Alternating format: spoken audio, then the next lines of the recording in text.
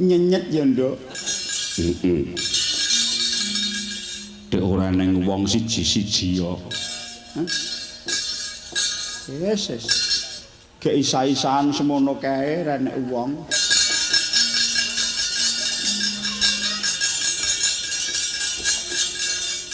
Do nganti ya, Mak. Mbah. Grudak-gruduk. Aku ki ngantek bingung ki nyawang wong ting blulung kok weruh-weruh kaya jaratan ngene ya, Ngger. Ya muga-muga ora ana apa-apa ingkang bakal sinandang dening Gusti-gustimu para Pandhawa. Mulane kuwi ya, Ngger. Ya Nduk awake dhewe nggo nglipur ati karo nunggu kahanan iki. Seneng-seneng ya, Ngger. Iya witekno arep ngopo. Mulane kuwi iki ujube iki dudu wong golek pasaran lan iku ujube dudu piyayi kagungan kersa ewuh dudu ning niate bengi iki pancen iki nyewu.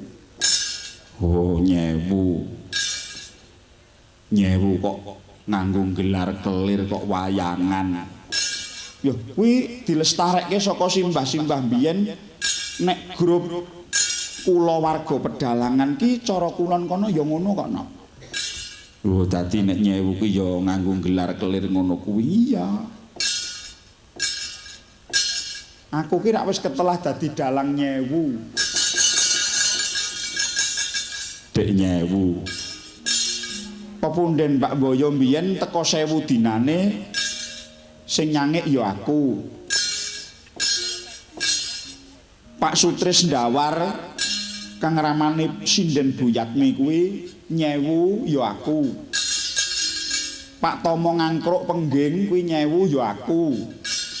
Pak Catur Tulus putrane Mbah Nyoto Suwargi nyewu ya aku. Pak Gondo Margo Gompang nyewu ya aku. Mbah Senden Klaten kono nyewu ya aku.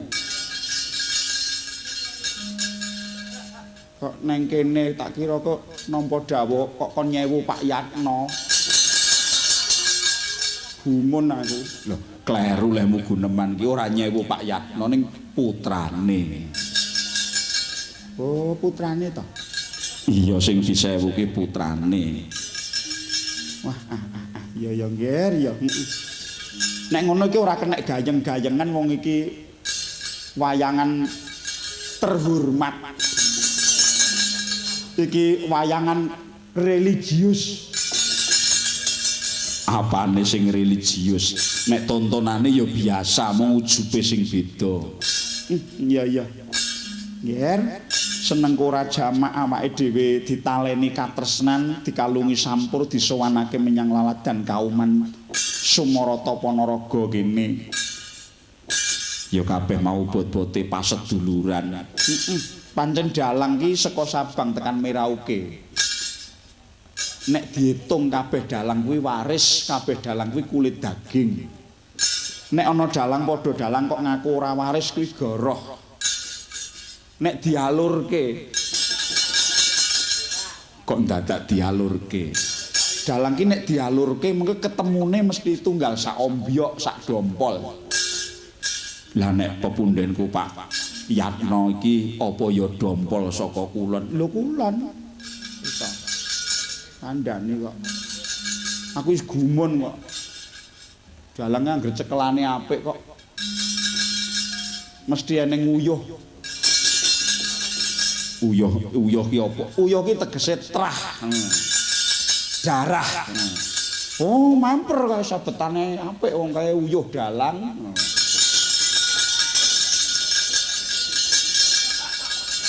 Mburiku ki ya uyuh. Uyuh boyo. Jo gawe-gawe nyebalekke wong ra kira-kira. Wong kok uyuh boyo. Mula polatane iki mung bruwet.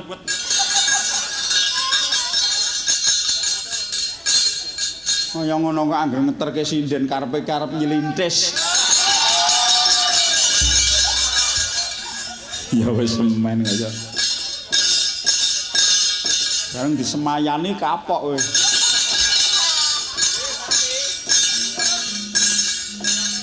Aja mbok garapi engko sesuk nek pamit ora melu kowe cotho. Alah, melu aku ya ngopo? Angger wayang arep metu malah didelikke. Ya men wis werna-werna. Lali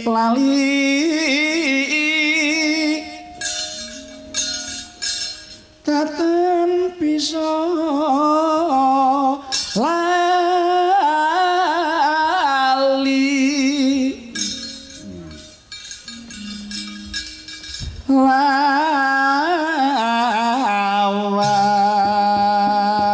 lawas saya katon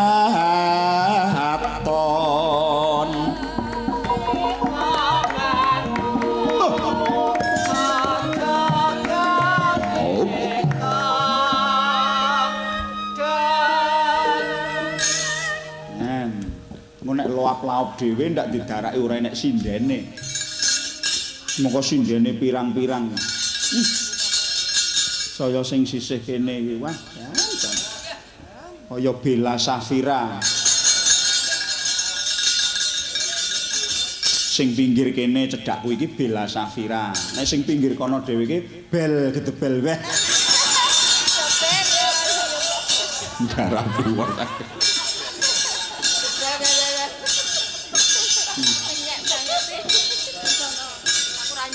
Kuwi nek sing sisih kono, lah nek sisih tengene kuwi bel gedes. Ning awake saya ceking saiki mah. Sing jenenge sinden bro ketok bengi iki ramping. Wong wedok kok mendina kok ngombe irek. ngawur ae. Dan kuat. Jecengengesan. Enggak, Buyatmi.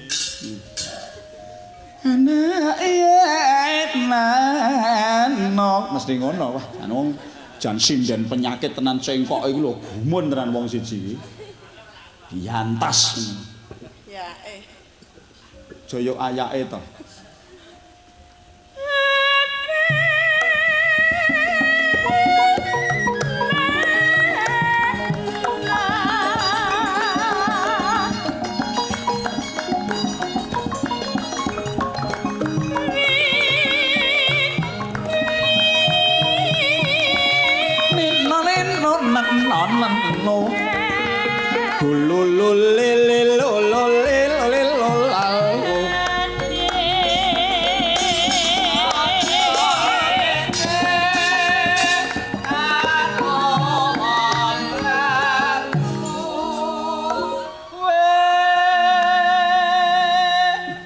Bengi iki nyiksa Wiraswara. Benar tak siksa. Wong wis tuwek kaya mbok gaek-gaekke men, wong sing loro ora mlebu kok. Donyang Jakarta. Golek imbuh selawe. Jecengengesan kowe. Wah, Buyatmi. Cah, sinden iki nek ngono kuwi ketok prabawa, wibawa. Ketok kaya ora empuk godhog. Iya tenan kowe wah.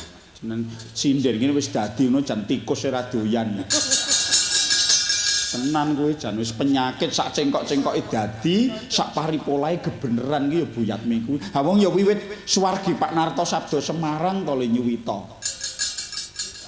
Ngantek tekan Mbah Nardi ngrangging. Kaya sinden kok sepanjang masa kok ya isih jaya lho aku gumun. Ora ketok meringkus, ora ketok cilik, malah saya tuwa ketok jembar. Jembar. Apane? Wawasane. Angger cedhak karo Buyatmi iki sing ngerongno ketok cilik-cilik. Gur kaya anake. Angger wis lungguh ning dingklik ngono terus gemaip kok. Nyeluk Pak Sajuri kok enak. Aja mbok garapi. Apa ya tuman kok Buyatmi kok nyeluk Pak Sajuri kok nak Sajuri. Iya, Bu.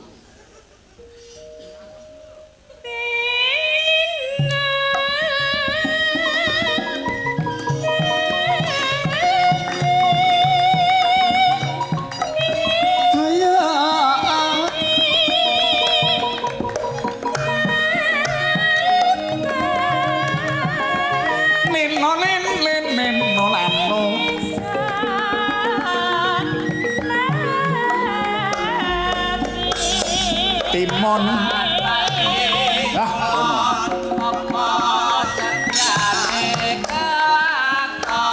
Ngesuk aja mepet. Oh, wah. Wah, sinden kok pekulitane entuk. Aja ngenyek to Mbak Sange. Nggon kulit aku ora trima aku. Wong dipupuri kok malah mangkak. Ngarapi wong sak gelem-gelem. Duh. Nah, ning akale ya terus kalung asduk, slayer. Mergo sing jenenge gulu ya perlu ditutupi kok, Nduk. Iya. Bareng dikandeli le medhaki mau kenek grimis kaya wong kekapyuk. Iya men. Enggak, Bu.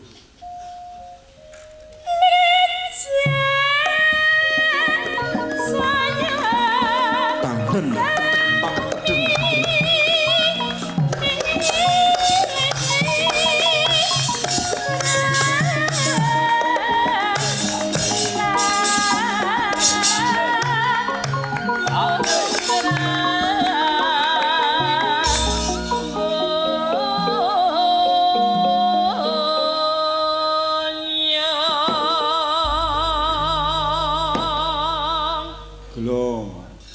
Coba to. Wayangan piranti kagungane dhewe, apa-apa kagungane dhewe, yuk. Nyambut gawe kaya ngene iki rendah senenge ngono lho, gumun aku. Lah iya panjenengane Pak Yatno kuwi. Apa kuwi ya wis akrab to ya? Ya akrab dek ben pisan ning nggonku kae lho. Akrab kok pisan. Ya aku krungu kabar-kabare panjenengane Pak Yatno kuwi panjenengan ning daerah Ponorogo laris-larise dalang.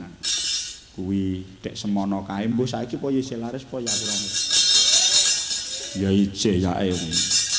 Aku ya sing nyeritani ya bocah-bocah kuwi anak-anakku kuwi. Kaya to anak Bayu. Oh, kuwi do cerita. Aku ya ndelalah kok ya aku ki urung tau weruh ling asta upama aku wis tau ngerti apese pindho ping 3 ling asta Pak Yatno no tegese dalang. Wah, tenan arep tak garapi nganti sak remuke. Ya wong tuwa kok digarapi. Lho jenenge guyon kok nduk gojek kok. Ya mung kuciwane aku kok urung tau ngerti ling asta. Ya sok ben mbok menawa awake dhewe duit suran ning omah. Genti Pak Yatno sing asta ya nduk. Iya, wong jenenging kabeh iki peseduluran. Wong ditimbali kon mayang pisane kok kowe wis ngincim malah genti arep akon. Tenan aku ki wayangan pendak sura pisan. Ndek mben sura kae sing asta Pak Hadi Sugito saka Wates Kulon Praga. Wah, ya pancen kae dalang lucu. Mulane kowe Pak Anom karo Pak Mantep ya ngantek jam 4 esuk le nenggani do guyu kepoyo-poyo. Iya. Nek panjenengane Pak Yatno ki wis bola-bali gelar Ringgit Purwana dalem kono kidul kono. Kono ki kidul poetan po. Kidul. Lah iya, malah pepunden Mbak Boyo jaman biyen, Pak Pringgo saka Paldaplang Sragen. Pak Gondo Buwana wis pokoke komplit. Ya mulane kuwi kek pirantine dalang ki nek payu nek laris ndelalah pirantine iki semesa dipirat priyogeni. Wis tulisane kuwi wis genah. Genah nek nggawa rega. Dadi wayang gamelan sing kaya ngene iki ana nilai jual. Iya, malah ditawake. Kagungane ringgit ya becik-becik, gapite temata lulukane kepenak. Gandeng piyayi rasa ya kotake kuandele Raja Mak. Kotak kok nganti kaya terbelo. Kowe iki ngawur wae. Nek sing sikilku sing ora jejak banter ngene iki ya kabotan. Ya ora apa-apa iki ageme panjenengane Pak Yatno kok. Gawange kelir ya nagan diprada. Grenjeng.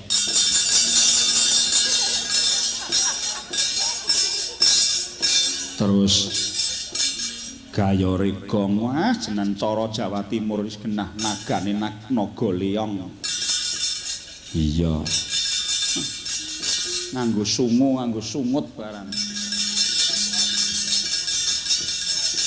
Nek megam-megam mangap-mangap saka kaduan tinon saking Mandrawa kaya nguntal-nguntalo sajen. Iya. Ning nek piyayi budaya mestuti karo keluhuraning budaya Jawa tinggalaning nenek moyang biyen ki kaya panjenengane kuwi nduk arepa pirantine dhewe nyatane ya disajeni.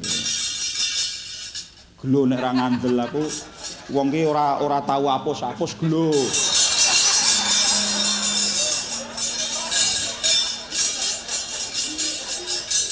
Gelo. Wah, jan wis metenteng ngene. Kowe iki kok senengane kok werna-werna. Apa rumangsane tak doko ndur reblek kok sindene terus mencap. Iki nek tak delekke remuk kengko. Sesuk mulih kapiran aku. Tutupi kertas cak. Delemu mulih. Ora cengengesan. Menek le duwe omah perkara sajen kaya ngono tegelar nggawa nyang pawon ya bangeten. Timbang sesuk do mampir warung. Engko nek wis tekan Slogoima montorku tak kon minggir kabeh. Aku arep madang liyane tak kon do nguyuh. Awake mangan kok kancane kon nguyuh. Lho nguyuh ki penting kok, Ngger. Wong ora iso nguyuh direwangi diselang. Iya, wah seneng ya yo ming guyon wong jeneng ora golek pasaran syukur payu ana daerah Ponorogo. Ning biyen wis kerep kok nduk aku sowan ning Kauman. Ngendi kene ya tau biyen, taun pira lali terus urung suwe ndek ben kuwi ning Universitas Muhammadiyah.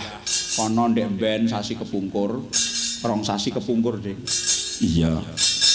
Terus ning Gundik tau ning Slaung ning Sawo. Alah ya janis bola-bali nyang Ponorogo ki. Ning Somarata kok ya agek iki. Ning iki kira-kira Wahyu Nur Buating Gusti teka. Somarata sak kiwa tengene pasarane Pak Yatno iki prei saiki. Iki ketoke ngalih nyang aku gitu. Gawe-gawe ae. Nah, gojek. Wis pokoke tak watesi Slogoima kuwi wis tak pagri pipit Pak Yatno aja nganti ngulon. Kowe wong perkara ngono dek. Nih ya kuwi nek jaman biyen ya kelakon ya nduk ning jeneng jaman saiki iki kabeh dalang semedulur semanak.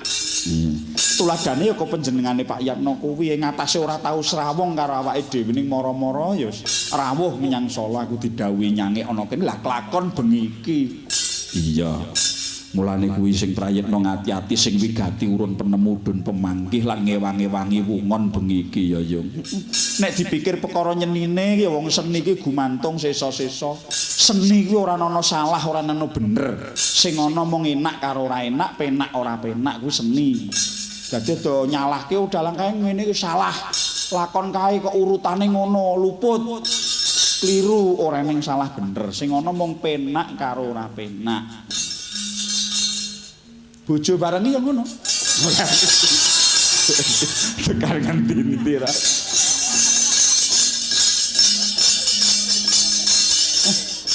Jan ayu tenan nek sinden sing sisih kene aku ora main-main iki tenan lahir batin. Wis.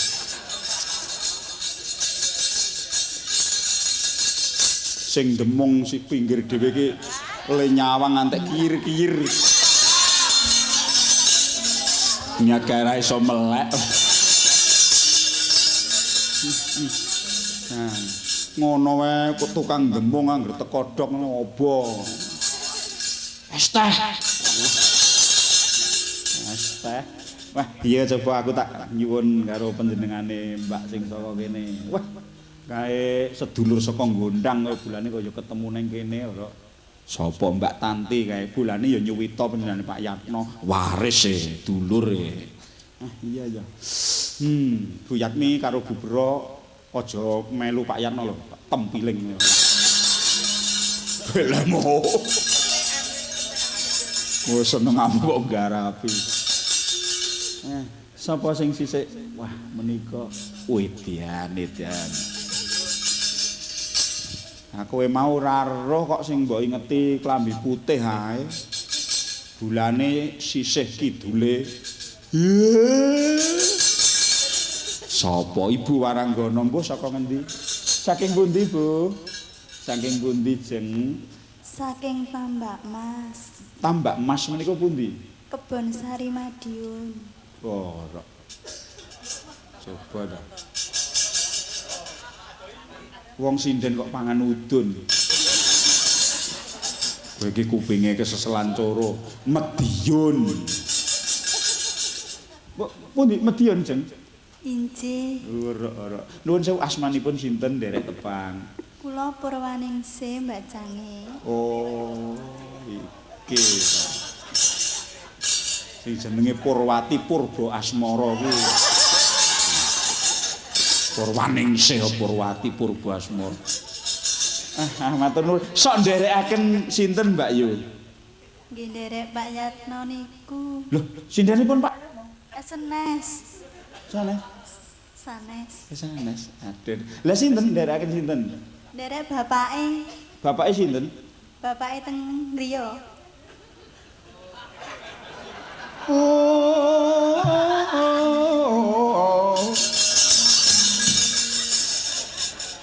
Duwe bojo no. Ora aman.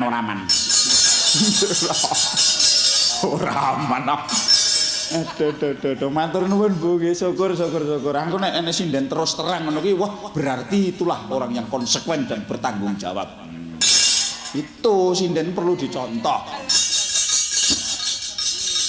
Wong sinden ireng kulite wae akeh tunggal.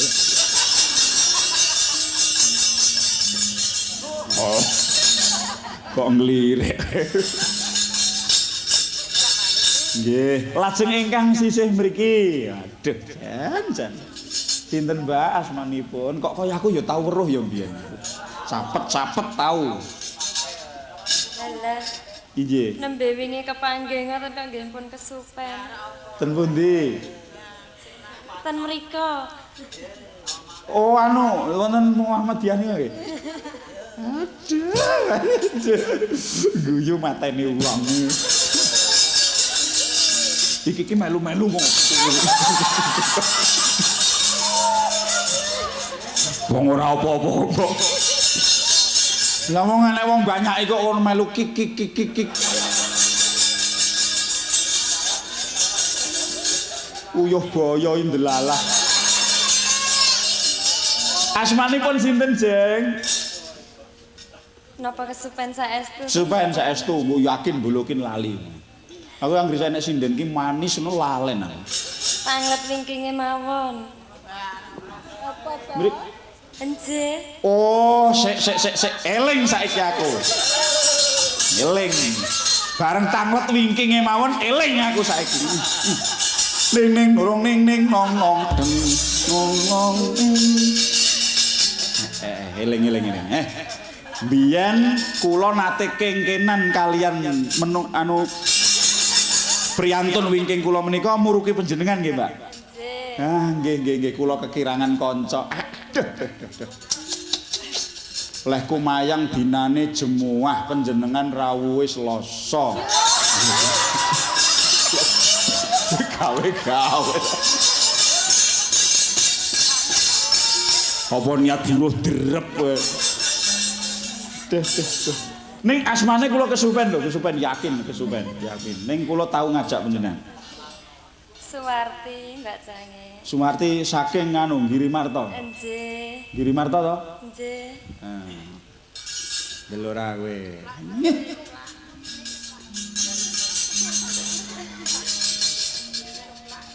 Layak to. Pringas-pringis nyanggonku iki mburi kuwi. Nah, sindene dipethuk piye? Jae. Nggih. Oke. Wah. Wong ngrekake jare arep diparani nganggo pit kok pite titipke terminal. Malah ngebis. Nggih, matur nuwun Mbak Yu. Monggo. Maringi menapa, Jen? Maringi menapa sing cilik dhisik, nggih. Jan. Maringi menapa? Badhe nyekar menapa? Alah, Nger. Gek bocah semono kok gelungane gegeden. Yo men kaya. Jan tenan gelungane jan apik, bentuke jan kaya lemper. Apik tenan jeng weh. Tenan. Ning lak luwes. Luwes. Wah, apik luwes.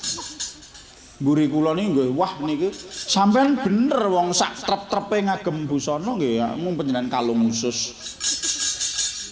Wingking kula niki nggih kalung arit. Nggih. Monggo Mbak, maringi menapa, Jeng? Monggo. Lah napa to? Lho, wah iki lho ning nganyelke lah napa to? Ajale rene. Nggih sak kepareng panjenengan mangke nek kula ngarani ndak kurang prayogi. Spesial panjenengan menapa? Spesiale napa? Sinom nyamat mawon. Wah, matur nuwun. Sinom nyamat metu sop. Wah, jan.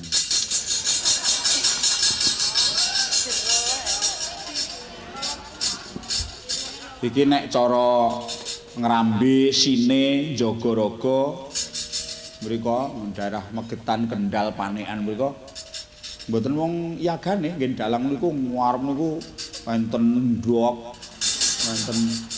Lah niku desa Mawacara kok. Nek kula mboten tahu, ora iso aku nglakoni mangan karo mayang mboten saged. Ewadene nek cara mriko wonten nggih mboten napa-napa wong jenenge Mawatata. Cara mriko nek mriki yakin bolokin kula mboten saged. Bener paringi to kula mboten iso. Apa ngarah wong mayang karo kulup sombo.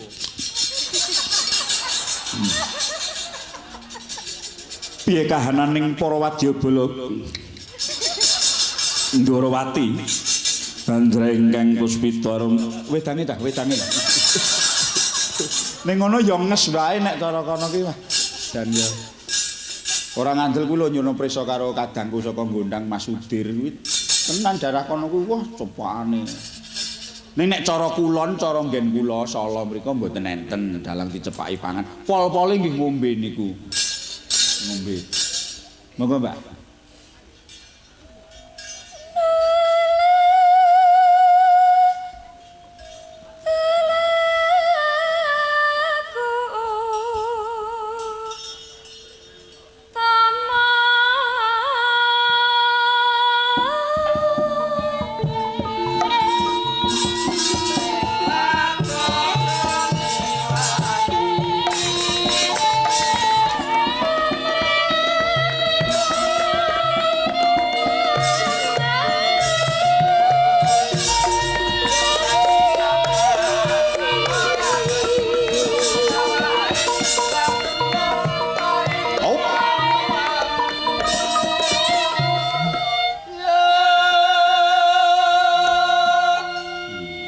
Jenengane nyuwun ngapunten Mbak Cange. Napa? Sewantene gero. Biasa ngoten niku. Sindana kokean duit ngoten niku. Dalang barang nggon daerah nggonku kono nduk, yo angger sasi ngene iki panen.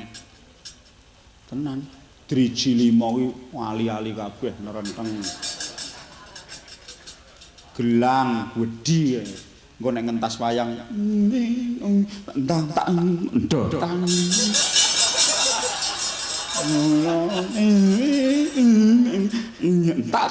Tak kedotang. Ono. Gumunku tekan kene iki gek ngopo gitu. Aku biyen iki ya ngono kuwi, Nduk, seneng-senenge dadi dalang nom. Iki ya kuwi engko anggere wis ketiban udan. Terus kabeh disulap. Meja kursi, lemari, jaket, kacamata, anduk disulap dadi duit. Iya. Engko gek klithih tangi turu karo ngucek-ucek uripan nang tanggane. Ora duwe mbako ampek. Delemu ngenyek banget. Lho awakku dhewe kok ngger. Aku ki mau ngenyeki sapa-sapa. Pripun mboten napa-napa, Jeng? Mboten napa-napa. Ayo nyinden pikirane ya ora penak wong kancane do dahar. Mboten. Aku ya ngumun kancane liyane iku lho. Kaya tega-tegane iki lho. Iki aja garapi wong. Wong witekno ya selak adem kaya. Monggo Jeng pun ampun wong urip niku sejatine wong urip teng jagat niku asline niku dititahke urip niku mung ijen. Nggih. Dadi nek perkara liya-liyane pun mboten sahano. Dhewe wong urip niku. Nggih.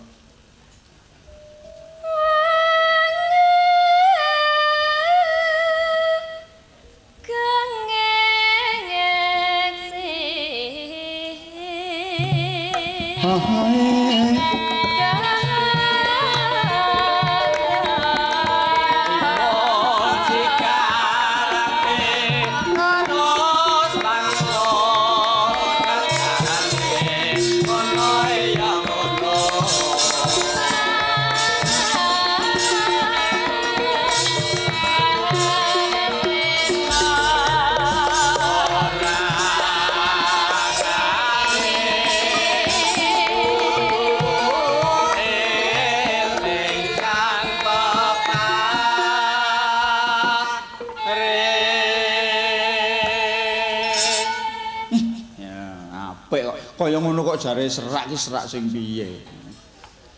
Ditunggoni karo suhune. Ewang pukulun. Yo. Kepati Hama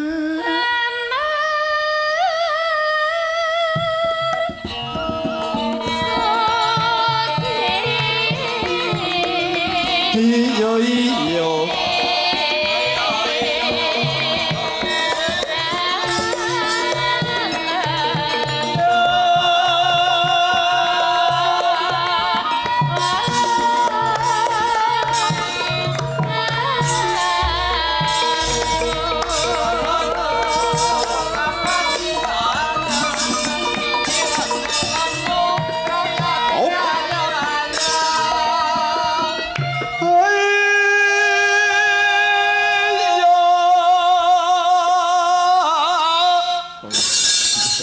Delehmu bengok-bengok.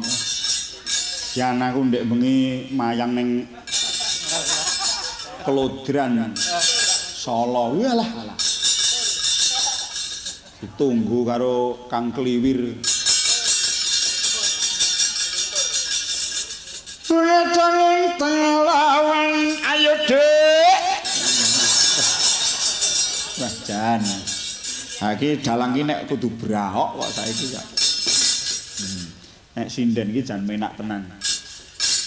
Ora kaya cara mbiyen sinden kok lungguhe ning mburi. Cara mbiyen ki sinden iki sok enek sok ora nek enek siji wae tuwik. Lungguhe ning mburi jejer ling ngendang. Ora nganggo gelungan pasangan kaya saiki kaya ibu-ibu kuwi cantik-cantik. Biyen ki muga rambute dhewe dilengani nganggo cengceman kenanga.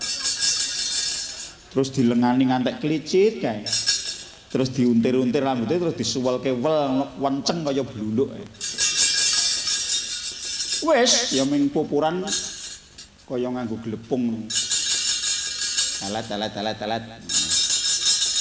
Wis lungguh slenek, terus lungguh iki nek biyen ki sinden ki ngene kok.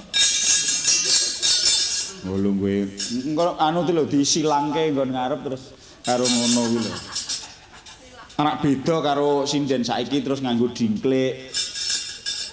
Oh, malah enek nang sindene iku ayu banget ngono dingklike dituku 3 yuta ra entuk. Nah, jan dingklik disayaki apik. Mula anggere sindene 7 teko nyang nggon sing duwe gawe ngono kuwi bojone sing duwe gawe kuwi, "Walah, Bu kok repot-repot." Sanes kok Bu niki dingklik. Darake kado ya. Ane ya kena dititeni kok, Nduk. Dingklike sinden ki mesti dikai lerekan ngisor. Saya buyatmi kae, lho. Lerekane malah jembir. Kuwi jebulane jero ki dienggo ndeleh nut. Nute macem-macem gendeng apa-apa kuwi. Nute buyatmi ki enek. 3 sama dengan 4 ping apa. Wong nut kok enek pinge enek sama dengan. Kula tak nyuwun suwantenipun ibu ingkang anu coklat. Jan. Piyayi kok le saka kaduan ngantek kaya wafer. Coklat. Monggo Bu, dipun terusaken Bu.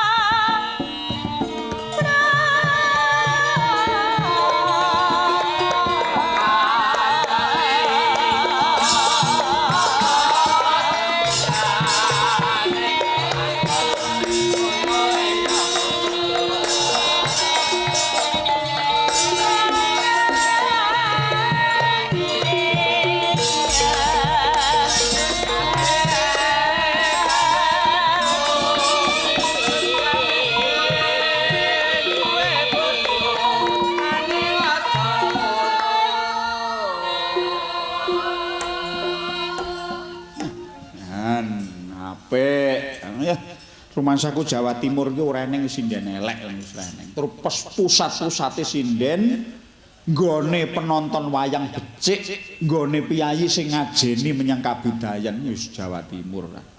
Nan ora ngapusi. Yang besenane Pak Yatno ya iso ngraosake nek ngasta nang kulon ning ngono kae. Lah iya, nek Jawa Timur jan daerah biyen lho kuwi urung eneng ngodo-odo pekeliran hura-hura ngono kuwi urung biyen kuwi walah ngremuni daerah Jawa Timur ki dalange urung munggah ngono kuwi wis tata lenggah kabeh. Terus engko nek bubar ki ya tancep kayon dalange ngadeg ning lagi ngadeg penontone. Iya. Ning nek Ponorogo percaya aku piyayine piyayi wayang mindit terus tresnani menyang kabudayan tenan. Nduk, kena ditonton kok nggih. Monggo Bu.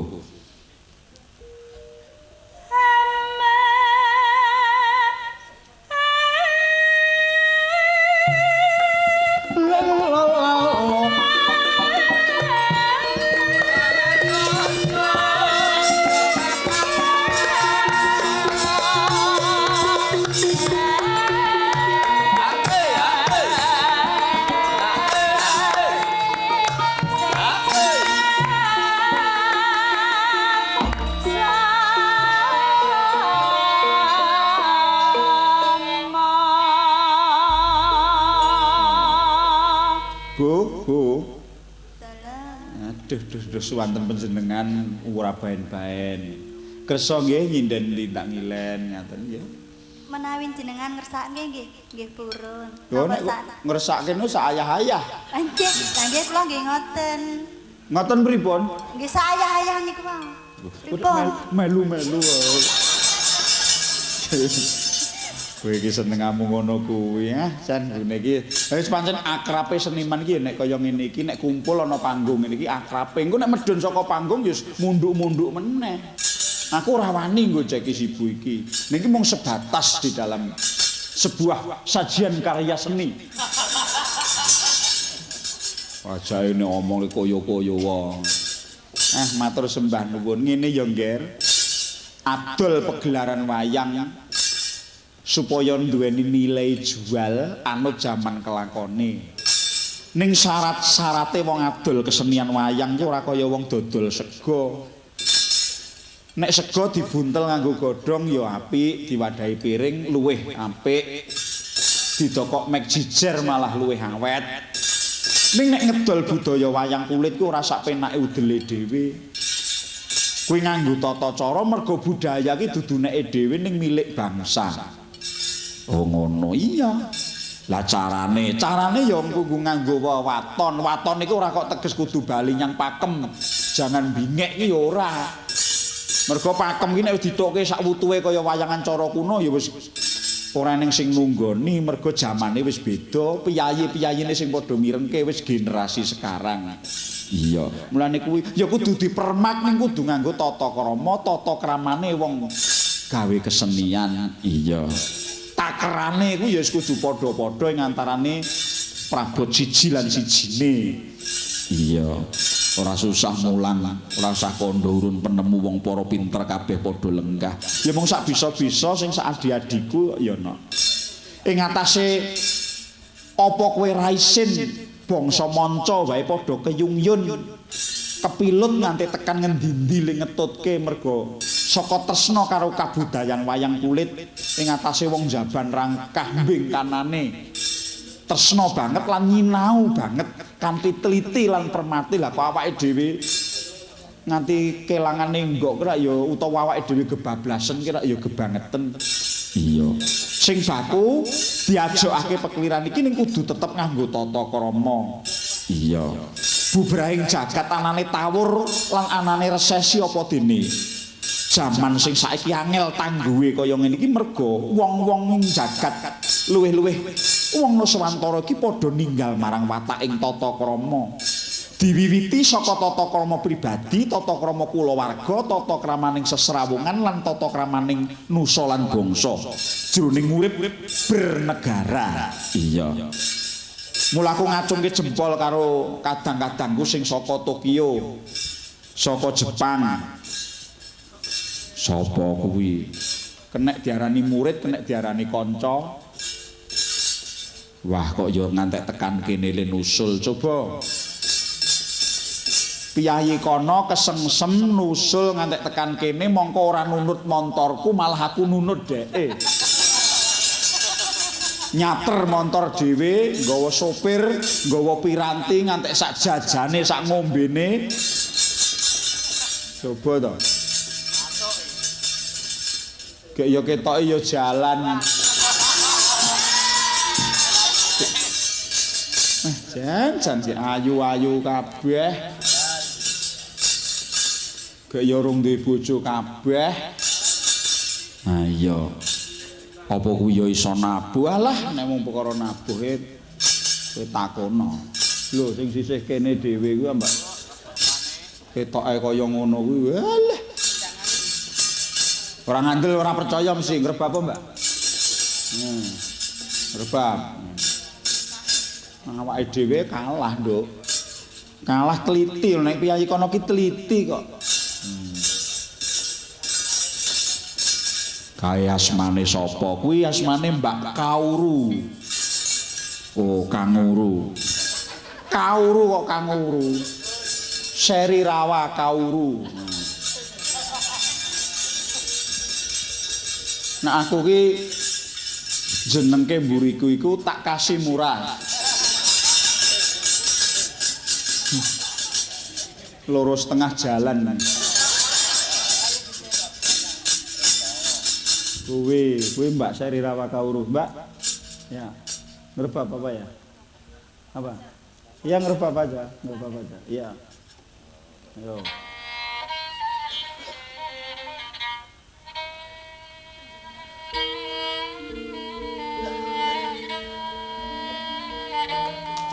Yo, ngandel ora.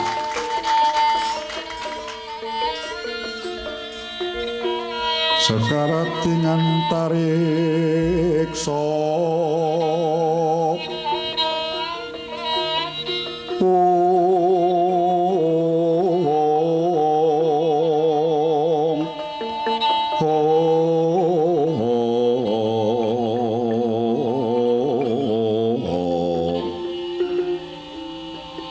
ande babu kalintang panamung sira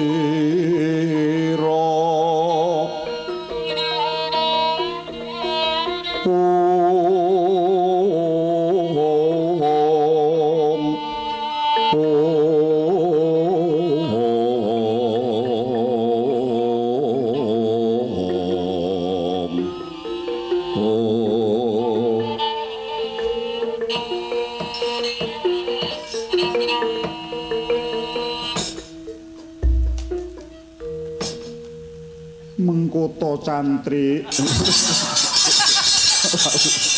jogae-gae terus jangan percaya tenan aku ngandel kok opo to opo anakmu ora kalah nek ngono kuwi anakku sing jenenge Indung ya angger tangi turu Anda Pak Dukun sedang ngobatin pasiennya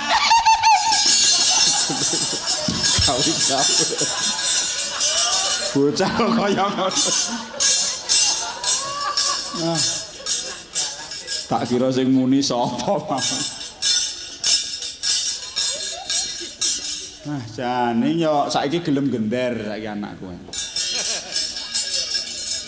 Ning nong ning nong nong nong nong nong nong ning ning nong nong nong nang nong ning nong ning neng ning nong nang nong nang ning nang nong nang nong nung nun ning nang ning nang nong kandhano anakmu kuwi. Ah, jangan apik tenan. Mbak Kauru terima kasih ya. Siapa itu? Apa? Nyinden. Loh bisa? Boleh. Bahasa Indonesia bisa kan? Bisa. Mesti omong karo aku remuk iku. Ayo kasih mic. Tuh. Sing kidule kae dalang wayang golek. Ngerogoh. Halo, selamat malam, Mbak. Selamat malam. Selamat malam. Namanya siapa? Kayo. Ya. Oh, Salyo. Wong Jepang kok jenenge Salyo. Ya, dari mana? Dari Tokyo. Jepang, Tokyo. Tokyo. Oh, Tokyo. Nek Tokyo nek kene Tokyo. Kalau Hiromi itu kan dari Chiba. Ya, anu kota Shiba gitu ya. Desa Shiba. Shiba ki nek kene mencret.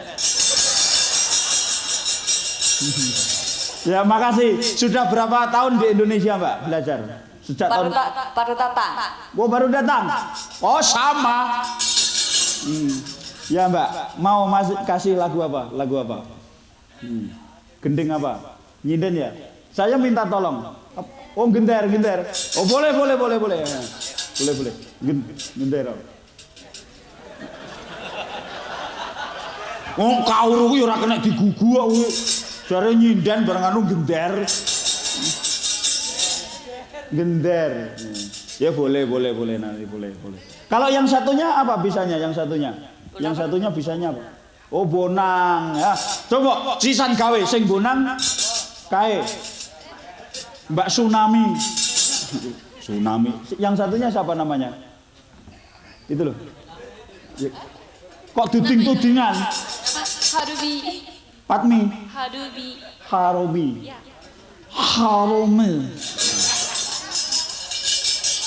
Marano, kowe ngomong ngajar Harumi. Arigatou gozaimasu.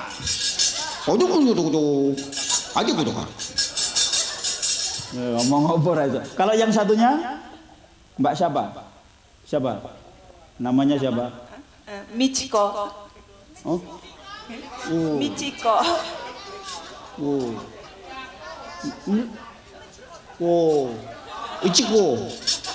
Michiko. Arigatou gozaimasu. Mijeko. Ya. Terima kasih. Ya. Oke, berpasangan sekarang. Ayo, Mbak Karu tetap ngerebab, yang satu ngider, yang satu bonang. Sing siji mbayari. Jajang mbayari. Monggo. Oke. Apa bisanya? Suwe rajamu yo kena. Oke. Oh, ndak mau. Nanti kalau goro-goro ya. Makasih. Nah, sekarang lagune sing minok sing giyak dhisik. Caping dhisik. Ning aja gunung nek caping gunung kerep krungu caping tok. Nung teng kleng nong kleng kleng. Ayo. Disiapi balungane. Diperkuat saka njuruk.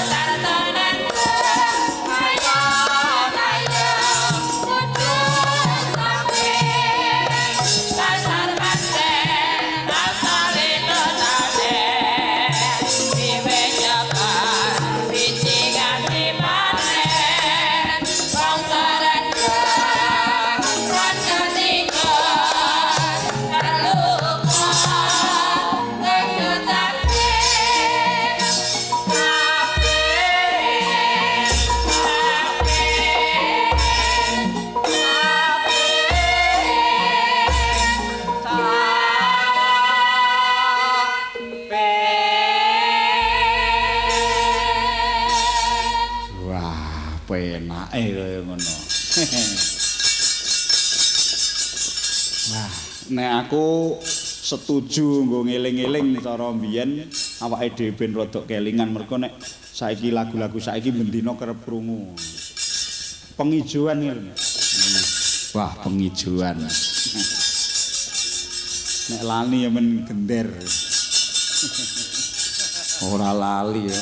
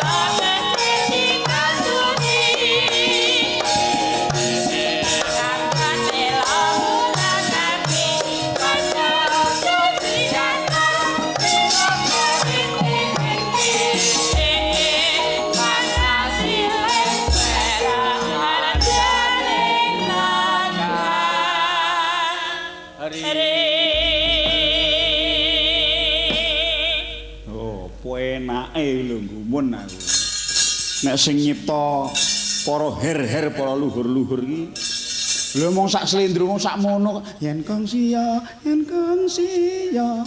oh ya penak men lho iki wae kanca-kanca kerawitan akeh sing pamit sasat separo enek iya do nang Jakarta ora kok jeneng umuk ora kok jeneng pamer ngaya wara Krawitan Mayangkara iki sing separo condong raos, sing separo STSI. Oh, tadi condong raos kagungane Pak Nartosabdo mbiyen. Iya kuwi, delengen kowe nek mbiyen tau nonton Pak Nartosabdo sing gender. Igih sing enong. Lah akeh. Sing gerong. Wah. Ijik neng kene kabeh tak kukup kok, Nduk. Lah nek sing girong siji kuwi. Kuwi ora pati condong.